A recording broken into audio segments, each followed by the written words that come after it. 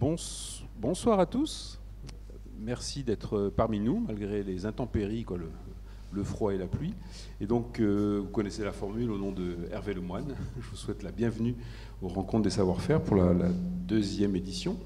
On entame aujourd'hui la thématique des inspirations lointaines.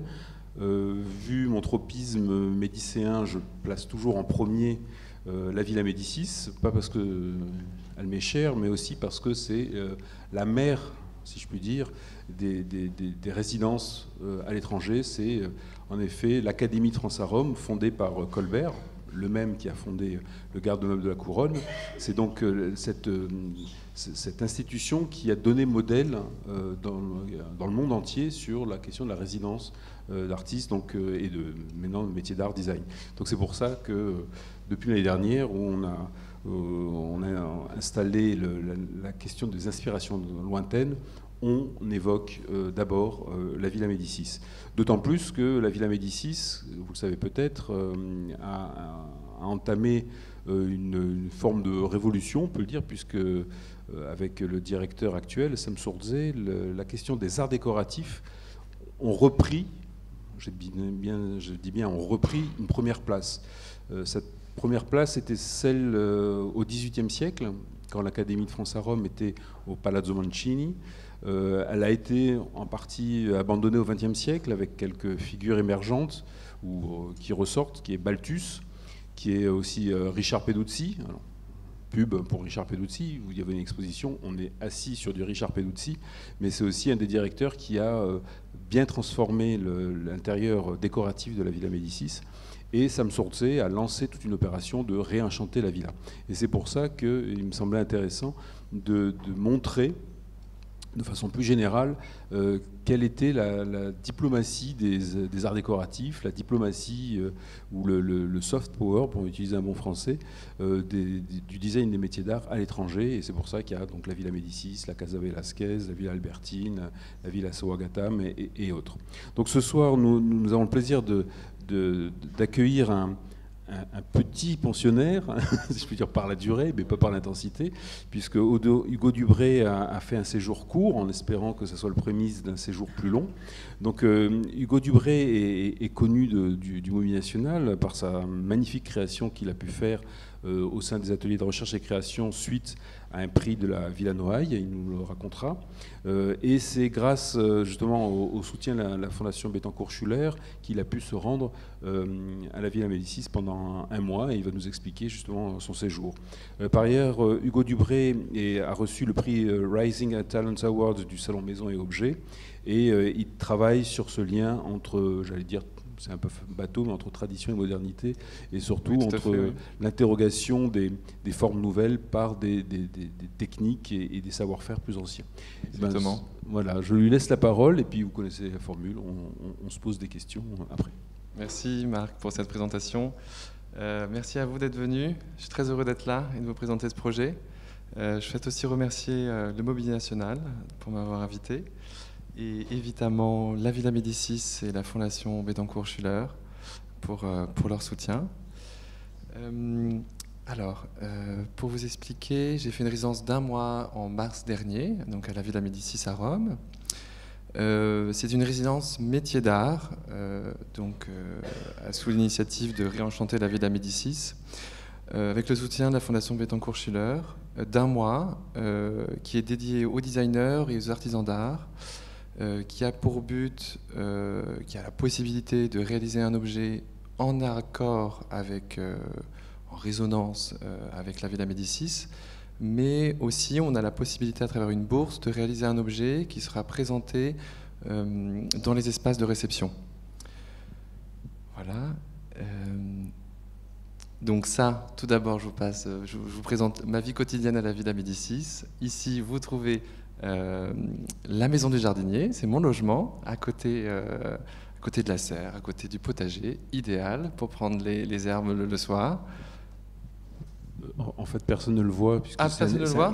Non, si, tout le monde le voit, mais quand vous allez à la Villa Médicis, c'est des espaces fermés au public. Ah, donc c'est pour ça qu'il ne faut pas hésiter à en parler. Oui, c'est pas dans la visite, celle-là.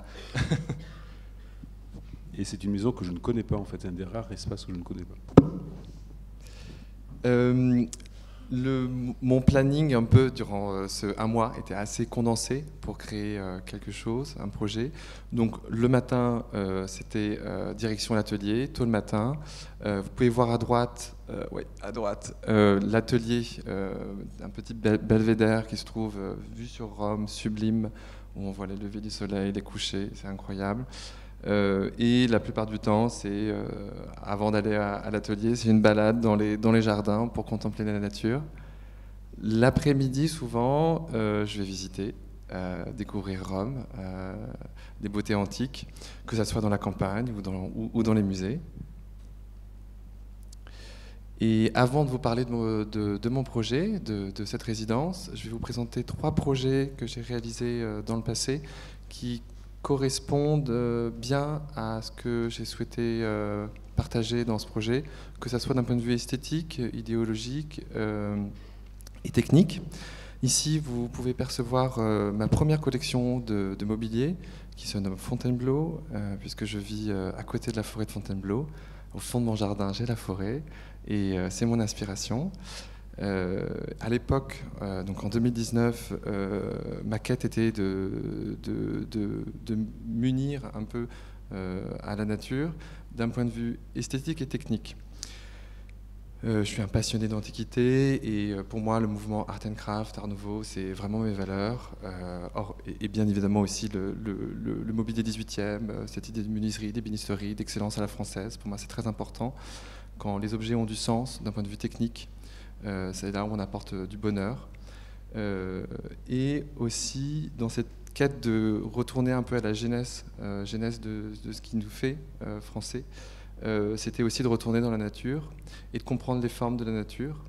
Donc j'ai commencé à étudier tout ce qui est morphogénèse, processus de création des formes, et essayer de l'appliquer dans mon propre processus de création technique, que ce soit d'un point de vue métier d'art, artisanat d'art, donc par de nombreuses formations, en tapisserie de siège, en sculpture sur pierre, en feuilles d'or, pose de feuilles d'or, céramique, un tout petit peu d'ébénisterie et aussi tout ce qui est nouvelle technologie pour être en accord avec notre époque, comme vous pouvez penser les artistes sous 1900, en accord avec l'industrie, mais un art pour tous. Ici, je travaille beaucoup la sculpture numérique par bras robotique, je vais vous en parler un peu après, l'impression 3D et le scanner numérique. Donc là, vous voyez encore la collection qui est placée dans la forêt de Fontainebleau, et la particularité, ce sont les piétements. Les piétements ont été faits d'après un scan 3D d'un tronc d'arbre de la forêt de Fontainebleau, un jeune tronc d'arbre, qui est après gravé par un bras robotique. C'est-à-dire que c'est une fraiseuse numérique qui vient défoncer la matière pour révéler voilà, une forme rythmée qui est le même tronc d'arbre qu'on retrouve sur tous les piétements. On est un peu d'une nouvelle manière de voir la sculpture, une sculpture peut-être avec un geste un peu plus naturaliste, un peu plus respectueux. On prend la forme de la nature et puis on la réutilise dans notre intérieur. Mon souhait de l'époque était et mes ambitions sont encore les mêmes, c'est de créer des intérieurs qui soient à l'image de la nature et qu'on puisse confondre les créations humaines et les créations de la nature. J'aimerais bien qu'on vive dans des lieux, dans des forêts où les sols sont des rochers, les boiseries sont des arbres, et qu'il y a un jeu d'analogie entre ce qui est en extérieur et l'intérieur. Vous pouvez percevoir aussi des jeux de plaquage en livre ouvert, traditionnels 19e, et des masses de bois qui sont sculptées, qui rappellent soit des floraisons, soit des troncs d'arbres. Ici, vous pouvez voir ma dernière collection, alors 2022-2023, qui se nomme Aux arbres, qui est vendue chez Invisible Collection, qui est un hommage aux arbres. Donc vous voyez ce miroir en lévitation et cette console qui rappelle bien évidemment les entrelacements d'arbres et de roches à la forêt de Fontainebleau. Et mes inspirations sont la console Louis XV, les courbes en coup de fouet Art Nouveau, mais aussi très naturalistes. L'une de mes grandes références pour ces miroirs, c'est les miroirs de Gabriel Viardot. Gabriel Viardot, qui est un ébéniste de 1880, qui lui-même faisait ces miroirs en lévitation, et que je trouvais ça vraiment sublime de voir cette sensation de légèreté. Ici, vous pouvez voir cette collection en chêne naturel et aussi recouverte d'or jaune. donc toujours en référence avec le style Louis XV. Et à gauche, la texture que le bras robotique, la CNC, crée. C'était un souhait pour moi d'arrêter la sculpture à un certain stade pour qu'on puisse voir tous ces sillons et ce moirage qui rappellent voilà, les sinuosités d'écorce qu'on a dans la nature. Ici, c'est très en accord avec le lieu, puisque c'est le projet que j'ai réalisé suite à ma résidence d'1 an au Mobilier National. Ici, l'environnement était de reproduire, ou en tout cas poétiser, l'environnement méditerranéen. La toute première collection que je vous ai parlé, ça a été présenté à la Design Parade Toulon en 2019 de la Villa Noailles, où j'ai remporté le prix du Mobilier National, qui m'a permis d'avoir 1 an de résidence. Et voici le résultat. Il s'agit d'un bureau. C'était un bureau qui a été créé pour un bureau de villégiature, pour une villa au bord de mer, un bureau très statutaire. Je voulais que ce soit un bureau qui a une sensation de puissance, comme si on était face à la nature et on puisse contempler la nature et qu'on comprenne la genèse qui se trouve. C'est aussi un bureau comme un dispositif qui vous permet de rentrer pas en transe, mais en méditation par le vase en porcelaine que vous trouvez en face. Donc c'est assez technique puisque, alors là vous avez le bureau avec de l'or blanc posé comme des reflets d'eau, de scintillement, et le vase en porcelaine. Là, c'est ça que je voulais vous parler, là vous avez la CNC, c'est-à-dire le bras robotique qui vont graver le bois, du Mobilier National. Donc, pour vous dire, Marc en a parlé, mais c'est une résidence que j'ai fait à l'atelier de création et de recherche. Et vous avez Julien, pour le coup, qui m'a aidé à réaliser ce bureau. Pardon. Et donc vous voyez cette petite fraiseuse qui vient défoncer la matière par strates. Alors, je vais vous parler du projet.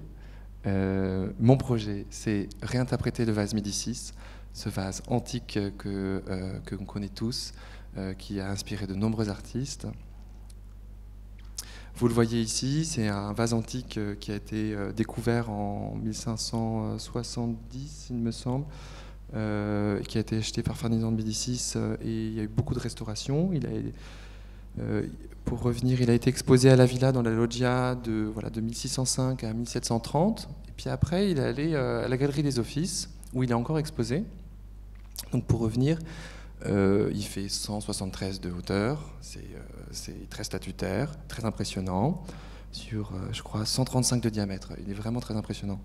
Et alors sa représentation, bien évidemment comme d'habitude, on ne sait pas, les historiens ne savent pas, soit c'est Iphigénie, soit c'est une représentation de la Pythie.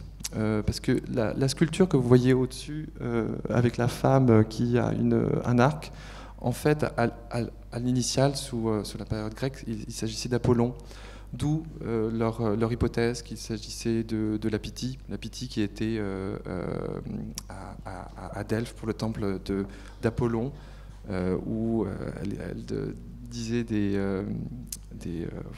divinations, etc. Et ce temple, les Grecs considéraient que c'était le centre du monde, en tout cas leur centre du monde énergétique.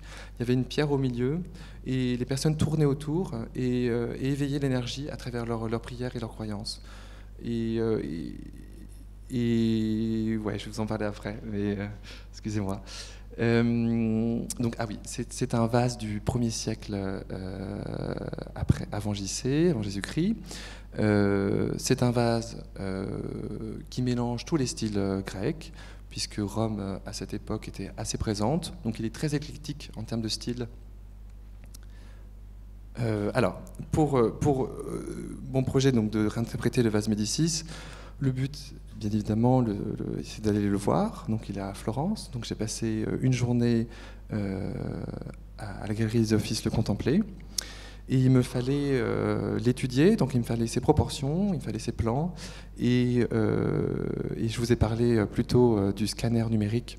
Donc j'ai pris à peu près 1000 photos du vase. Donc je peux vous dire que les touristes ne m'aimaient pas trop, qui m'ont permis de capter en fait le vase grâce à la photogrammétrie. La photogrammétrie, c'est En fait, vous prenez une photo et la photo d'après sur la texture, et le logiciel va calculer la longueur entre la capture et la texture.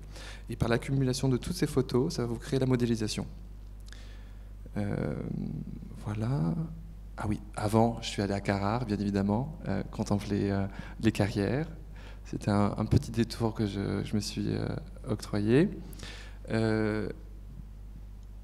Dans mes premières recherches, c'était l'idée de la morphogénèse. Donc la morphogénèse, c'est l'origine, c'est la géométrie sacrée.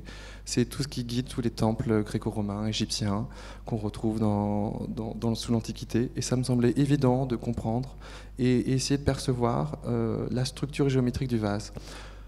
Donc vous pouvez voir à droite à peu près mes recherches, mais aussi mes recherches symboliques, que la géométrie sacrée, c'est toutes les spirales d'or qui guident notre cosmos, qu'on retrouve dans les fleurs, dans la croissance des arbres, et que ce sont des règles que les architectes antiques appliquaient dans leurs bâtiments pour qu'ils soient harmonieux.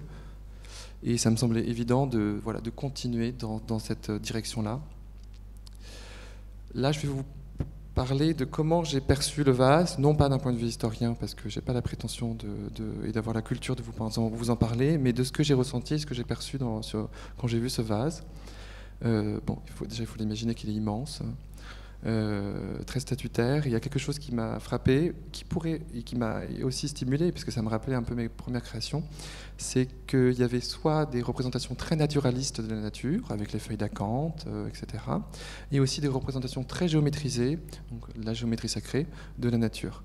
On peut voir dans la base du vase toutes ces cannelures qui pourraient rappeler voilà, les tiges des feuilles d'acanthe. Et on voit bien dans l'anse que la feuille d'acanthe se transforme en tige et inversement. Et il y a un jeu de symétrie constant. C'est un rythme constant qui... Oh, excusez-moi, je me suis un peu perdu. C'était quelque chose aussi qui m'a frappé dans cette idée de rythme, c'est que pour affirmer la symbolique des motifs, c'est constamment rythmé. Et il y a des jeux un peu fractales, que ça soit entre la moulure d'Auve en bas ou en haut, c'est de plus en plus petit. Les cannelures sont plus grosses au début, puis les anses c'est plus petit. C'est comme si c'était des lignes directrices pour guider le regard. Et ça, c'est quelque chose qui m'a inspiré pour la suite. Il y a quelque chose aussi qui m'a intrigué, c'est la représentation sur le vase. Non pas pour l'histoire, mais pour le dispositif qui a été fait et la manière dont on peut lire l'histoire qui est présentée. Pour moi, c'est un peu l'origine du cinéma, je trouve, puisque on tourne autour comme un diorama et on vient lire cette histoire et on vient aussi la contempler et on vient s'immerger par cette trompe de vase qui pourrait rappeler un peu le firmament ou le ciel. Il faut l'imaginer qu'il est dans la campagne romaine ou grecque, sur fond bleu, puisqu'il était peint avec de l'or, du vert pour les feuilles d'acanthe, et les personnages devaient se dégager avec le fond du ciel, très certainement. Et si on le perçoit, est-ce que sûrement c'est un vase qui a été placé dans les jardins, il faut l'imaginer qu'on le perçoit à distance, on voit cette scène au loin, on va se rapprocher, comme si c'était une mise en scène de théâtre dans le paysage. Ça, c'est des choses qui m'ont stimulé.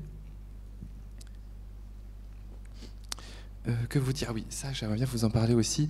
La base, c'est une colonne, mais une colonne de forme concave. C'est une colonne qui est un peu comme un vortex, comme si qu'on voudrait déjà alléger l'emplacement de la scène pour qu'elle ait des sensations de vide, mais aussi comme si c'était un vortex qui nous guide le regard. Et ça, c'est quelque chose que je trouvais intéressant, comme dans la trompe du vase. Voilà ma proposition. Donc je vais vous passer différents slides où vous allez voir le vase antique, donc le scanner numérique, et ma proposition. Donc c'est un vase qui va être en plâtre, recouvert d'or rose.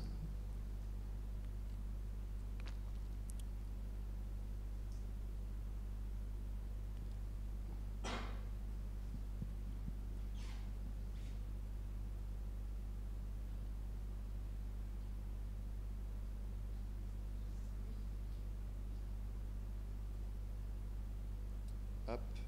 je reviens au début, je vous explique un peu tout ça. Alors, c'est la question du paysage. Là, on a un rocher qui lévite. Et c'est une représentation de la campagne romaine, pour moi. On a les montagnes Sabines qui sont derrière. La Villa Médicis, on a les montagnes Sabines derrière, et puis on a la ville. On a vraiment cette ambivalence entre les deux, l'Antiquité et la nature.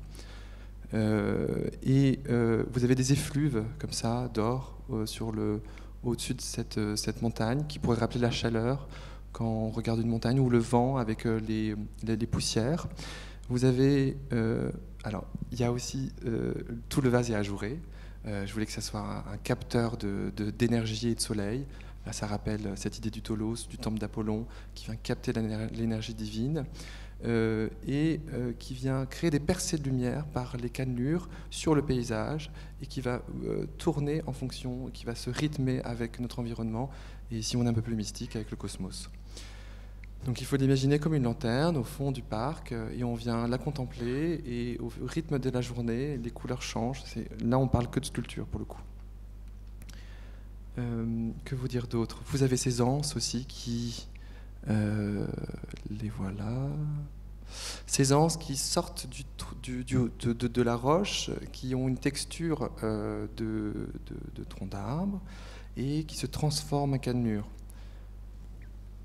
Comme vous pouvez voir, les cannelures sont beaucoup plus, minimales, on pourrait dire. Et on le voit aussi surtout dans le piétement, cette idée encore que de lévitation, et on retrouve un autre paysage en dessous. C'est encore cette idée de macrocosme-microcosme, de se connecter avec ce qui est en haut et de ce qui est en bas. Vous avez aussi cette masse, ce disque d'or rose qui est comme si c'était de l'eau qui surgit, comme si la roche surgissait de l'eau, de la lumière. Là, vous avez différentes finitions, donc en plâtre naturel, en or rose champagne et en or jaune. Alors là, je vais vous parler de mon processus de modélisation pour réaliser ce vase. Donc, comme vous le savez, j'avais le vase antique déjà en modélisation, qui m'a permis d'avoir les proportions les plus respectueuses et les plus harmonieuses avec celui antique. Et après, j'ai pris la liberté de le réinterpréter. Donc là, vous avez tout le processus de modélisation d'une anse. Donc au début, je travaille sur une forme très sommaire, dont après je viens l'adoucir. Et puis après, c'est un logiciel que j'utilise qui est fait pour les jeux vidéo. On appelle ça de sculpture numérique. Donc on a tous les outils, c'est comme un sculpteur, et on a une énergie virtuelle. Donc la matière, elle est molle, et je viens soit la strier, l'étirer, etc. Et puis après, je rajoute des textures.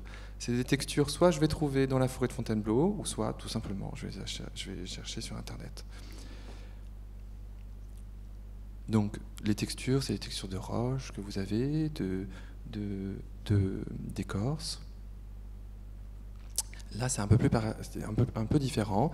Pour avoir ces effets d'ondulation que vous avez sur la trompe du vase et aussi sur le disque qui est en dessous, là, c'est pas de la sculpture numérique, c'est la modélisation paramétrique. C'est-à-dire que j'ai dit à l'ordinateur que la trompe du vase est en fait un liquide et il vient se connecter au rocher. Donc ils vont créer des ondulations, comme quand on jette un rocher dans l'eau. Là, c'est la production. Donc ce matin, je suis allé à l'atelier de staffeurs, Staff Espace Volume, qui vont réaliser le vase. Ici, vous pouvez le voir en impression 3D. Donc c'est une impression 3D d'1 mètre de haut en résine ils vont le réaliser après en plâtre d'après un moule en silicone. Donc je vais vous le montrer, la réalisation finale de l'impression 3D. Il est beaucoup plus statutaire qu'en 3D, je trouve, quand on le découvre. Il est beaucoup plus fin. Ce qui est bien avec l'impression 3D, c'est qu'on a tous ces détails et que il y a quelqu'un qui m'avait déjà posé, tu veux pas le donner à un sculpteur, te le réaliser? C'est différent. Là, c'est la sculpture numérique. C'est pas un sculpteur on n'aurait pas autant de détails, on n'aurait pas autant de finesse. Je comprends que la main de l'homme amène une certaine forme de vibration par son irrégularité, de souhait, de symétrie ou autre. Mais la roche serait toujours différente. Les effets seront beaucoup plus approximatifs aussi. Là, par exemple, vous voyez, l'impression 3D est divisée en 4 parties. Vous avez les 2 anses, le haut du vase et le bas, qui permettent de réaliser le moule et les tirages. Et puis après, ils vont être vissés ensemble pour être présentés à la villa. Donc Staff Espace Volume, ils font des corniches, ils font aussi du design contemporain. Alors ça, c'est une note de fin, je voulais vous partager. Je suis un passionné de Paul Flandrin. Paul Flandrin, qui est le frère d'Hippolyte Flandrin, qui était résident à la Villa Médicis, que je collectionne depuis que j'ai 18 ans. Et pour moi, ça a été l'une de mes grandes inspirations. Ce sont 3 frères qui vont se balader dans la campagne romaine, élèves de Ingres, et Ingres leur disait toujours « cherchez la vérité dans tout », que le paysage, il n'est pas besoin de réinterpréter toujours. Il faut toujours trouver les formes dans la nature, mais les composer, les sublimer. Un peu à la manière du mimétisme antique, pour se connecter un peu à ce côté un peu divin, pour créer de la beauté. Il faut un peu augmenter, mais tout en étant respectueux de ce qui nous entoure. Et là, vous voyez la montagne Sabine, donc c'est un paysage pastoral, arcadien, plutôt pastoral pour le coup là, et c'était l'une de mes grandes inspirations. C'est cette idée un peu de masse, de sculpture dans la peinture qui m'intéresse, qu'on peut percevoir. Vous avez aussi, là pour le coup, vous avez l'autre face du vase, qui est différent, qui a une sculpture, qui a une roche différente. Voilà, je vous remercie pour votre écoute. Je suis très heureux d'avoir présenté ce projet avec vous. Une petite note de fin, ce vase il sera présenté dans la Villa Médicis, pérennement. On n'a pas encore décidé l'emplacement, il n'est pas terminé, c'est encore en production. Ce que je peux savoir, c'est que normalement, il sera présenté chez Féo Boiserie par Invisible Collection en janvier. On croise les doigts qu'il sera réalisé à temps. Je vous remercie beaucoup.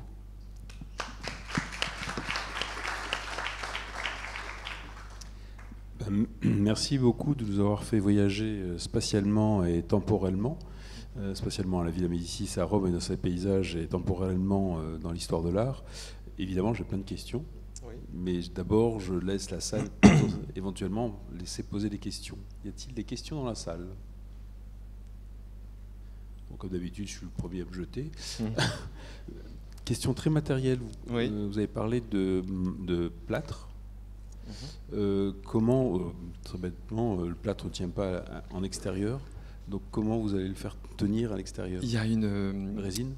Ouais. En fait, il y a par-dessus du plâtre, il y a une couche de finition pour que ça tienne, et la dorure. Donc c'est vu que j'ai fait 2 ans de formation de dorure, c'est moi qui vais appliquer la dorure, et c'est une dorure à la miction.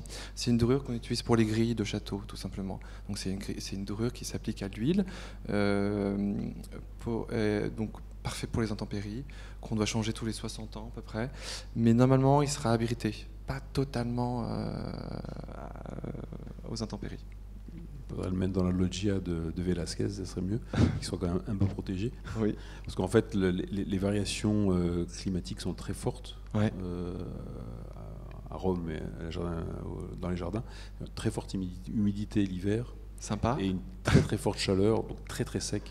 Okay. L'été, donc alors il y a des plâtres à la villa qui ont été mis notamment au fond du jardin. Donc voilà, il faut avoir cette idée en tête. C'est que, alors je connais rien en plâtre. Est-ce qu'elle va résister à ce choc de forte humidité ou de forte chaleur, donc c'est-à-dire de très grande, voilà. Donc ça peut être une question qui est pas totalement, voilà, qui est à résoudre. Mais en tout cas, dès qu'il sera produit, il sera placé à la Villa Médicis et là on en discutera avec le directeur et l'équipe sur. Mais c'est un point qui a soulevé, merci. Oui, on ne se rend pas compte, mais en fait, Rome, il pleut autant à Rome qu'à Londres. Ah oui. La seule différence, c'est qu'il peut pleuvoir cette quantité en 24 heures. Ok, ravissant. Donc, du coup, il fait très très humide l'hiver notamment. D'accord. Et puis, alors l'été, on n'en parle pas. Là, cet été, il a fait quasiment tout le temps 40 degrés. Donc, tout se sèche. Donc, les matériaux, voilà, mais c'est pas fait pour les œuvres d'art. En extérieur, c'est pour ça qu'il y a souvent de la pierre, en fait. Bien sûr. Donc, au début, on souhaitait le faire fabriquer en marbre, d'où mon voyage à Carrare, par une entreprise qui réalise un bras robotique, mais ça ne s'est pas fait. Et on souhaitait le faire en plâtre et en marbre. Et le but était de proposer celui en marbre. Mais voilà, on a choisi celui en plâtre parce qu'il était déjà beaucoup plus grand, beaucoup plus statutaire, et c'est plus en accord avec même toute l'histoire de la Villa Médicis sur cette idée des artistes qui viennent copier les antiques en plâtre. Ça nous semblait beaucoup plus évident. Voilà. Ouais. J'aurais d'autres questions sur ça. Ah oui. Y a-t-il des questions dans la salle? Oui, on vous apporte un micro. Bonjour. Oui, merci pour la présentation. Je voulais vous demander si vous aviez pensé à faire un peu de figuration sur votre vase, parce que c'est la majeure différence. Malentendu de figuration? Oui. Ah. C'est-à-dire? Sur le vase original, c'est les figures humaines qui se voient en premier, je trouve. Et c'est une absence volontaire, j'imagine. Oui, tout à fait. Je crois que notre religion est la religion de la nature, je le vois de cette manière-là, vu qu'à notre époque, on est de moins en moins croyants comme l'Antiquité était. Ce retour à la nature est beaucoup plus fort dans notre société, et en moi, je reste l'enfant de ma génération, et ça me semblait beaucoup plus évident de parler de texture, d'éléments, de ce qui nous entoure, et de créer ce lien d'une manière plus naturaliste et pas fictionnelle et stylistique, je sais pas comment dire, mais ouais. Merci. En tout cas, vous abordez une thématique, et merci pour la question. C'était fait partie de mes questions, Okay. ou de mes remarques, mais ce n'est pas vraiment des questions. C'est une des thématiques qui m'a fait penser, quand vous avez évoqué votre travail, à ce qu'on appelle en latin la natura naturans, Oui. qui est extrêmement présente dans l'art des jardins, et notamment, je ne sais pas si vous avez eu l'occasion d'aller à Caprarola. Non. Raté. Il faut y aller, il faut y retourner rien que pour ça. C'est un des lieux les plus beaux au nord de Rome, à 1 heure et quelques. C'est un château, une villa farnèse, avec un des premiers, avec derrière il y a la Villa Lante, où c'est les premiers jardins d'expérimentation, où il y a aussi dans cette zone Bomarzo, c'est des lieux où en fait l'interaction entre nature et culture sont extrêmement fortes. Et Tivoli, c'est un petit peu plus tardif, c'est plutôt à l'est. Ouais. Mais les premières expérimentations de ce jardin en transformation, c'est la Villa Lante, c'est vraiment la première expérimentation. Alors, les dates exactes, je ne les ai plus en tête, mais je crois que c'est tout début XVIe siècle. Okay. Et Caprarola, c'est peut-être juste après Tivoli. Mais en fait, ce qui est intéressant dans ces jardins et qui inspire complètement votre travail, c'est comment la nature se réapproprie une création. Et notamment à Caprarola, il y a la question des grottes. Alors, notamment Philippe Morel, qui a été ancienne chargée de mission à la Villa Médicis, qui a travaillé sur les grottes. Et les grotesques, c'est ce lien d'interaction entre une création et comment elle s'interpénètre avec la nature. En fait, c'est le hasard. Et c'est pour ça que la question climatique est intéressante, parce qu'en fait, vous allez la poser, et je pense que dans un an, vous allez retrouver autre chose. La nature va très très vite. À Rome, j'ai vu pousser des pins parasols en 6 ans, ils avaient pris que 3-4 mètres, comme avec l'humidité, le froid, ça va très vite. Et en fait, on ne maîtrise rien avec la nature, mais il faut partir de cette idée qu'elle va être complètement transformée. Votre œuvre et la géographie dans la villa va être déterminante sur le processus potentiel de transformation. Bien sûr, bien sûr. Si vous le mettez dans un endroit totalement à l'abri de la lumière, ou en tout cas à l'abri de l'humidité, elle sera conservée. Au contraire, si vous la mettez presque à la pluie, dans un an, vous allez avoir autre chose, et là, c'est l'art des jardins. Bien sûr. Donc, soit vous avez un art de la sculpture, soit vous avez un art des jardins, J'ai compris. et c'est à la Renaissance où il y a une interpénétration des deux, et ce qui donne totalement une évolution de la Ça me fait chose. penser à quelque chose, je crois que c'était un architecte du 18e qui disait « Une bonne architecture, c'est une belle ruine ». C'est un peu cette idée-là. Anticiper la dégradation d'un bâtiment et pour que ça soit contemplatif aussi. Ce qui est une conception en antinomie avec notre époque. Ah oui, totalement. Parce qu'aujourd'hui, on veut absolument conserver, aussi bien en création qu'en conservation, on veut conserver un état pur, hein, Oui. alors qu'on retrouve beaucoup plus ce concept dans l'art des jardins, où justement l'art des jardins, on plante, mais on sait très bien que ça va évoluer, qu'au bout de 10, 20, 30 ans, 40 ans, on aura tout à fait autre chose. Donc là aussi, dans les catégories un peu artificielles, est-ce que c'est l'art des jardins ou l'art de la sculpture, votre œuvre ? Ah, je crois que c'est l'art de la sculpture. Oui. Évidemment. Ouais. Mais qui intègre la question Oui, du crois rapport aussi. à la nature. Mais peut-être le prochain projet. Vous m'avez inspiré. Mais j'ai Merci, votre projet, Marc. hein, Ah. La nature à naturance, c'est Super. c'est un bon thème. Y a-t-il d'autres questions ? Bonjour. Bonjour, merci pour votre conférence d'abord. Et je suis curieuse de voir, vous avez utilisé la proportion originale de Oui. vase, c'est ça? Et qu'est-ce que sont les autres options des essais, des esquisses, de ce que vous avez pensé pour la forme de votre Ah, vase? vous souhaitez savoir quel était mon processus de création de forme, c'est ça? Les autres options, les autres Non, esquisses. j'ai pas osé vous les montrer. C'est trop brouillon, mais... J'ai par curiosité, parce que je voulais voir ce que pourrait être d'autres formes avec ces mêmes proportions. Alors, vous pouvez répéter la question? Je suis curieuse de voir qu'est-ce que pourraient être les autres formes avec les mêmes proportions que vous avez gardées depuis le... J'ai pas trop compris. Juste pour information, en fait, les balles sont tournées vers vous, mais ils ne sont pas tournés vers nous. Donc on Ah. vous entend mal Excusez-moi. en étant Je ici. vais articuler mieux. Voilà, et, bien, Merci. et fort, parce qu'en fait, tout est... Donc vous entendez, mais nous, on vous entend mal, en fait. D'accord. Donc, je suis curieuse de voir avec les mêmes proportions que vous avez de vase original. Oui. Et quelles sont les autres formes qui auraient pu être imaginées, Ah, autre que le vase Médicis. autre ce que vous avez finalement que choisi je- de faire? Autre que... Oui, déclinaison, oui. Oui. Oui. Ah, tout simplement. Ok. Oui, j'ai compris. Au début, je voulais que ça soit juste une fontaine, juste de l'eau mouvant, quelque chose qui surgit. J'ai travaillé aussi beaucoup de feuilles d'acanthe, une espèce de forme un peu de matière, informe, un peu ce style auriculaire. Je crois que c'est 17e, je crois. J'avais travaillé aussi beaucoup de jeux de cannure sur toute hauteur. Et j'avais fait quoi d'autre? Et après, je me suis beaucoup inspiré de vases quand je suis allé découvrir au Vatican. Mais je crois que j'ai fait, comme toujours dans la création, on fait beaucoup de tests, je donne à fond sur toutes mes recherches. Et puis après, je synthétise tout et ça a donné ça. Et j'ai senti que c'était terminé. Il n'y a pas trop d'explications souvent. On ressent quand elle est plus à nous, en fait. C'est une question à la fois de proportion et de rapport spatial. C'est-à-dire que selon la dimension, là aussi, il y a un aspect qui est quand même assez important dans l'œuvre, c'est la question du piédestal. Ouais. Comment on l'expose. Aucune idée. Mais c'est pas simple. Ça va être une vraie problématique. Haut, bas, quelle hauteur. En ligne de l'horizon, en Et- ligne avec le voilà, paysage. ça dépend de tout l'environnement. Donc la question du choix, j'imagine, est aussi soumise à cette question-là.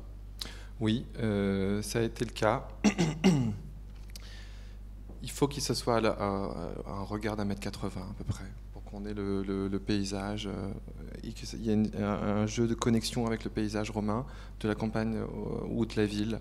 Il faut que ça se confonde, il faut qu'on crée l'illusion, comme quand j'ai vu le vase Médicis, j'ai perçu que cette forme de fonction que le vase avait de mettre en réel l'irréel, de donner l'illusion à l'imagination, de donner la réalité à l'imagination, pardon. pour moi, c'est un socle d'1,10 m. Après, il peut être posé sur une colonne grecque, comme dans l'imaginaire de Tour de Rome des artistes du XVIIIe ou XVIIe. Mais pour moi, il ne sera jamais au sol. Il peut pas l'être. Substantiellement, il peut pas l'être. Oui. Merci. Une autre question? Donc moi j'en ai une autre. Oui. Quel est votre rapport à la question de l'ornement? Parce que c'est une question, on sent bien que vous le réinvestissez dans toute sa charge, oui. Alors que dans le design du XXe siècle, l'ornement on a voulu l'assassiner, comme disait De Floss, on le remercie. Et on en sort à peine. Ouais. Donc justement, quel est ce rapport à l'ornement? Moi j'ai une culture du 18e et 19e, j'ai pas du tout une culture du 20e. Après-guerre, je connais un petit peu quand même, mais c'est pas ce qui m'inspire. Il faut faire attention à l'éclectisme, à l'historicisme. On a bien vu les erreurs qui ont été faites des industriels, à copier à tout va des styles, avec des tout venants. Ça crée que des objets de vide-grenier pour moi, qui ont aucun sens. Donc l'ornement, il faut le faire avec justesse. Il faut que ce soit un ornement dessiné un peu à la Christopher Dresser, quelque chose qui a du sens. Et pour moi, ça a du sens d'être naturaliste. Et ça m'excuse un peu d'utiliser des ornements, de travailler la nature, on pourrait dire. Parce que c'est des formes qui sont immuables, qui sont la genèse de tout. C'est un exercice de travailler le vase Médicis, un style néoclassique. Mais si on me demanderait de faire un vase, je le ferais complètement naturaliste, par exemple. Mais c'est ça, ce voyage qui m'a appris. Ça m'a appris à comprendre l'art antique, la genèse de notre culture, et à puiser des choses pour mes futures créations. Donc, l'ornement, c'est décoratif, souvent, on dit ça comme ça, mais ça peut être aussi très mystique. Les Grecs, c'est comme une prière. Il faut imaginer qu'une feuille d'acanthe, ça renvoie à des symboles. Plus on les multiplie, plus c'est comme si on disait plusieurs fois la prière. Plus on intensifie la réalité et on crée cette énergie dans l'objet. Ça me fait penser à les Égyptiens pour faire des sorts, aller dans les cimetières, écrivez 3 fois une prière pour la divinité, le mettez dans un cimetière abandonné, et par le jeu de lecture et de répétition, de répéter la prière, ça met en réel l'imaginaire et les souhaits. Et ça, c'est l'idée du égrégore. Et là, on a un côté beaucoup plus mystique. Et je crois que c'est mon analyse de l'ornement. Il ne faut pas le voir d'une manière stylistique, décorative. Il faut le voir d'une manière beaucoup plus mystique, pour moi, je trouve. J'abonde dans votre sens. Oui. D'abord, je recommande à tous d'aller voir l'exposition Christophe, là, qui est remarquable. Oui. Remarquable à plus d'un titre. D'abord parce que les objets sont fascinants, mais surtout parce qu'elle repositionne la question du design et dans sa destruction de l'ornement.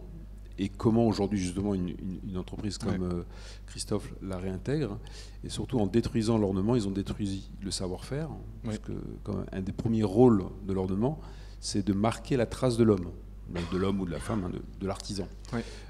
Et surtout le deuxième point de l'ornement, ce qu'on oublie complètement, là je vous rejoins complètement, c'est la trace d'une non-séparation entre nature et culture. Nous avons une société occidentale, mais surtout française, qui, pour plusieurs raisons, a fait cette séparation nature-culture. Et tout l'enjeu, à mon sens, alors c'est un point de vue très personnel, et notamment grâce au métier d'art, au design, c'est de réinvestir cette interpénétration nature et culture. Et l'ornement, pour moi, alors pas l'ornement des petites fleurs, c'est pas l'enjeu, c'est comment la nature redevient ses droits, reprend ses droits, et notamment repenser l'ornement utile, et pas que l'ornement décoratif. La surcharge de petites fleurs, bon, pourquoi pas, hein, j'adore, mais c'est peut-être pas nécessairement ça. Donc en fait, tout ça pour dire que votre sujet est, pour moi, au cœur de la question actuelle de la création. Peut-être que je le vois pas. Peut-être que je suis trop dans ma création. Non, mais vous êtes à l'écoute d'un monde, oui. Et en écoutant la nature, vous la rendez tangible. J'allais dire vous la conceptualisez. Non, c'est pas du concept. Vous la rendez tangible par un recours à la fois à l'histoire, oui. C'est-à-dire le vase Médicis, le vase, mais aussi à réactualiser ce rapport à la nature. Totalement. Ça me fait penser à quelque chose, je dérive un peu toujours, mais j'avais lu quelque chose sur les questions de l'origine de l'ornement, et quand un chasseur souhaite tuer une bête pour se nourrir, il vient sculpter le sanglier sur son fusil. C'est ce rapport à la mort, mais aussi ce rapport à ce qui est face à nous dans la nature. Et que, à la fois, le chasseur pourrait dire, ça va être un peu touchy ce que je dis, mais pourrait un peu et a conscience de l'être qui est en face de lui quand même. Et cet ornement-là qu'il a fait, ou quand par exemple je pose des écorces, etc., j'ai conscience de mon environnement naturel et j'ai envie de l'honorifier d'une certaine manière. Et voilà, ça me fait penser à ça, je voulais partager. Je ne me fais pas parler de la chasse, même si je ne suis pas du tout un chasseur et je ne suis pas un défenseur de la chasse, mais la chasse, d'un point de vue historique, alors ça va peut-être en choquer quelques-uns, mais il y a des études historiques, notamment de Harrison, je ne me rappelle plus son prénom, sur l'esthétique de la forêt, justement la démonstration de la mort et la réaffirmation de l'humanité. Oui. Et vous avez par exemple les jardins de la Villa Médicis. Alors c'est une interprétation toute personnelle. En fait, vous avez deux superpositions de jardins. Vous avez un jardin carré, les quadri, où c'est dans la tradition médiévale du locus amoenus, du lieu amoureux, du lieu de la courtoisie, de l'urbanitas.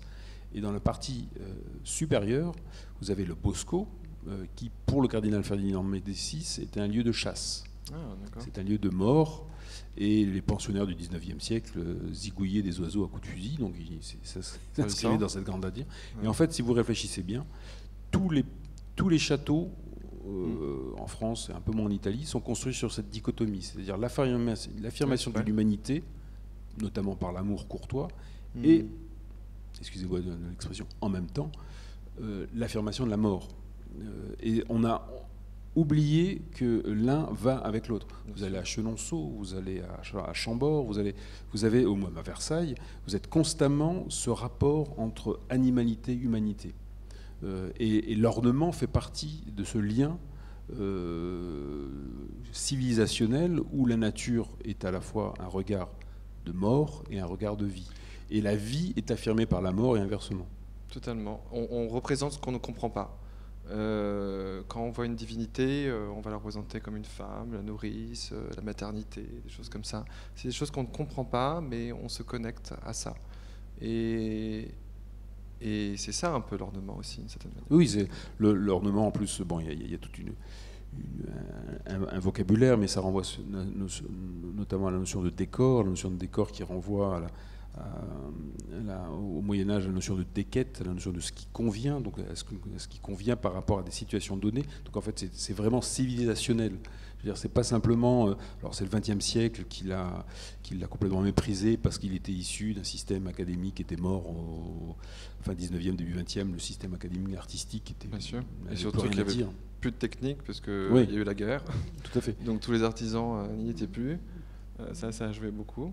Mais en tout cas, la réaffirmation comme vous le faites, pour moi, est totalement contemporaine parce que face à ce qui nous entoure, l'interrogation face à la nature, elle ne doit pas être tout simplement dans l'emprunt, mais elle doit être dans l'interpénétration, et c'est ce que vous faites. Merci. Merci Marc. Je vais trop parler. Question ? Oui, on vous apporte un micro. Bonjour. Bonsoir. Je voulais savoir si vous aviez vraiment réalisé ce bel objet en un mois en Italie. Ah non. non, mais en fait, j'étais... Ouais, je suis un peu un archer de travail, mais bon, oui, à la finalité, le dernier jour, j'avais à peu près la forme. Il y a eu quand même 2 versions après, de plus en plus fines. Et encore en septembre, j'étais en train de le modéliser. Donc c'est comme un sculpteur. Tous les jours, je travaille un petit peu et puis il s'affine.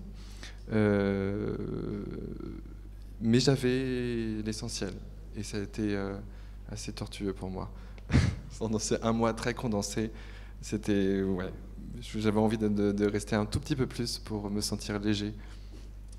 Il faudra y retourner. Pardon ? Il faudrait y retourner. J'aimerais bien. Une autre question ? Oui, vous avez parlé du lien, du récit dans la décomposition formelle. À un moment donné, vous avez parlé comment on racontait plusieurs éléments sur un même socle, non ? J'ai mal entendu. J'ai pas très bien compris. Vous avez parlé à un moment donné, il me semble, de comment on raconte une histoire. Oui, c'était dans cette partie-là mon analyse que j'ai pu faire sur le vase antique. Ici. Voilà. Oui. Là aussi, ça me renvoie à deux choses dans l'histoire de l'art. C'est ce qu'on appelle la narration continue. Dès l'époque médiévale, comment on fait ça, notamment dans le tableau religieux, sur un même support, on raconte plusieurs histoires. Donc je pense que ça peut être un élément assez intéressant. Hein. Dans les prédelles, la vie du Christ racontée sur un seul tableau, on raconte plusieurs éléments. On voit la scène se multiplier ou donc le monde bras différent. Et ça reprend une tradition antique. Et il y a un autre auteur que je vous recommande, alors il est un peu ancien, c'est Giovanni Carreri qui avait écrit Envol d'amour et qui a fait le lien entre, alors c'est assez osé mais c'est passionnant, entre une sculpture du Bernin et un montage cinématographique de Eisenstein. Okay. Et il montre bien en fait que le Bernin, quand vous voyez en fait la photo ne donne jamais rien de bon, parce qu'en fait le Bernin, vous devez vous déplacer spatialement pour comprendre l'œuvre. À Sainte-Thérèse d'Avila, dans les églises, partout, vous avez cet auteur fait le lien entre un montage cinéma et un récit montré dans une œuvre sculpturale. Bien sûr. Donc ça abonde dans votre sens. C'est la base de la sculpture. On est en 3 dimensions et on n'est pas en 2 dimensions. On découvre des choses au fur et à mesure qu'on tourne autour et qu'on vit avec. C'est une profondeur. La conquête de la tridimension, une conquête de la profondeur dans tout ce que ça signifie. Oui, tout à fait. Oui, une question ? Oui. J'avais juste beaucoup envie de parler de l'ornement parce que c'est aussi ma passion et j'ai écrit un mémoire cette année dernière sur l'ornement justement dans sa justesse. Oui. Et dans mon regard de ce que je vois ici, ce que vous avez fait, pour moi l'ornement c'est plutôt une création d'une autre réalité, un autre récit idéal. C'est à travers l'ornement on dessine, ça peut être politique, c'est pour ça peut être politique en ornement. Et pour moi, ce que je vois, comme vous avez dit, le côté naturaliste, l'approche naturaliste que vous avez vue, j'ai l'impression, je suppose que peut-être votre valeur, votre monde idéal, comprendre ce monde naturaliste. Et c'est différent par rapport au le vase original, qui est l'homme qui soit l'ornement dans le vase original. Où ici, c'est plutôt, je suppose, c'est en de classique, où l'homme devient plutôt le pouvoir. Est-ce que ça vous parle de ce côté, sans interprétation ? Je crois qu'il faut être de plus en plus humble de notre environnement. On l'a bien vu là depuis 40 ans que ça ne va pas. Il faut s'intégrer doucement et oui, c'est exactement ce que vous dites. Il y avait aussi quelque chose, quand vous m'avez fait penser, cette idée de s'intégrer dans l'histoire aussi, de s'intégrer dans notre histoire et d'être humble dans notre histoire et dans notre passé. Et c'est vrai que le XXe siècle a été quand même un gros choc, mais c'est important de détruire tout, de recommencer à zéro, de recréer des formes. Mais aussi, il y a des époques où on est plus respectueux de notre histoire. Et je crois qu'il faut continuer à s'inspirer de toute notre culture et on peut recréer en copiant, en s'inspirant, en représentant des choses. Et pas, ça vient pas comme ça, ça viendra jamais comme ça. C'est impossible. Oui. Et je trouve, pour le 20e aussi, c'est... peut-être l'ornement n'était jamais disparu. Mais l'ornement, le 20e, moi, de ce que je comprends, de ce que je crois, c'est ils ont rejeté le décoratif. Il y avait plutôt une question d'idylle, de rêve, pour le coup. De rêve sociétal aussi, peut-être sociologique, d'autres rêves, mais qui est la base de l'ornement, c'est de créer de la beauté, d'une harmonie parfaite. Voilà. Aux valeurs sociétales, peut-être aussi. Oui, aussi, entre autres, bien sûr. Merci. Merci. Une dernière question pour la route, ou pas? Bon, ben merci Hugo, merci Marc, merci pour les questions. Et bonne soirée, et on espère que le temps va enfin se dégager. Merci beaucoup. Merci à vous tous. Bonne soirée.